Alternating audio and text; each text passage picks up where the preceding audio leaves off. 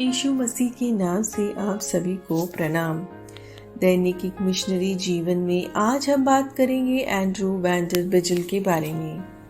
इनका जन्म 11 अप्रैल 1928 में हुआ था। इनका शहर था सेंट पैंक्रस, इनका देश था नीदरलैंड्स और इन्होंने ईसाई धर्म का प्रचार सोवियत संघ यूरोप में किया था।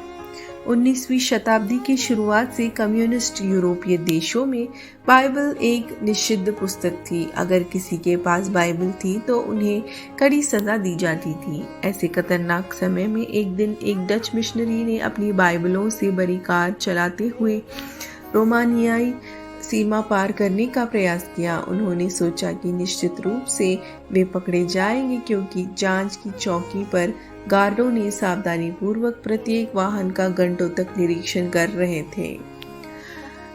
वे जानते थे कि उनकी चतुराई उन्हें नहीं बचाएगी, इसलिए उन्होंने साहसपूर्वक कुछ बाइबलों को खुले में रख दिया ताकि गार्ड उन्हें देख सके और प्रार्थना की कि प्रभु देखने वालों की आंखें अंधा बना दे। चमत्कारिक रूप से गार्ड ने सिर्फ उनका पासपोर्ट चेक किया और उन्होंने तुरंत भीतर सीमा से गुजरने की अनुमति दी।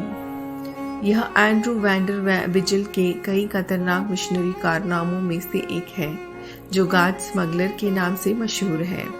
एंड्रू डच सेना में एक सैनिक थे और अपनी युवावस्था में अति दुष्ट व्यवहार किए थे। एक लड़ाई में उन्हें पैर में गोली लगी थी, जिसके कारण सेना में उनका कार्यालय 20 वर्ष की आयु में ही समाप्त हो गया था। घर लौटने पर जब उनके पास करने के लिए कुछ नहीं था, वे अपने अत्याचारों के लिए दोषी महसूस करने लगे। इसके चलते एंड्रू ने चर्च की सेवाओं में भाग लेना शुरू किया और एक शाम परमेश्वर को अपना हृदय दे दिया। आनंदित होकर वे चॉकलेट फैक्ट्री में अपने साथी कर्मचारियों के साथ अपनी गवाही और सुसमाचार साझा करना शुरू कर दिया।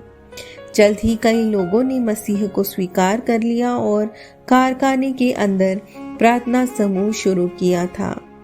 एंड्रू को एहसास हुआ कि परमेश्वर उन्हें सेवकाई पर बुला रहे हैं। सन 1953 में वे ग्लासगो में वर्ल्ड वाइड एवेंजलिज्म क्रूसेड में शामिल हुए। मिशनरी प्रशिक्षण के बाद उन्हें सुसमाचार प्रचार करने के लिए यूरोपीय साम्यवादी देशों में प्रति गहराई बोझ उत्पन्न हुआ। एक बार उन्होंने बड़ी चतुराई से खुद को कम्युनिस्ट पार्टी की वारसों की यात्रा में शामिल कर लिया, जहां उन्होंने वहां के चर्चों की पीड़ा और बाइबल की कमी को देखा। तब से लेकर उन्होंने सभी खतरों को जोखिम में डालते हुए कम्युनिस्ट देशों में हजारों बाइबलों की तस्करी करना शुरू कर दिया। प्रत्येक यात्रा परमेश्वर की चमत्कारी प्रावधान और संरक्षण का अनुभव किया।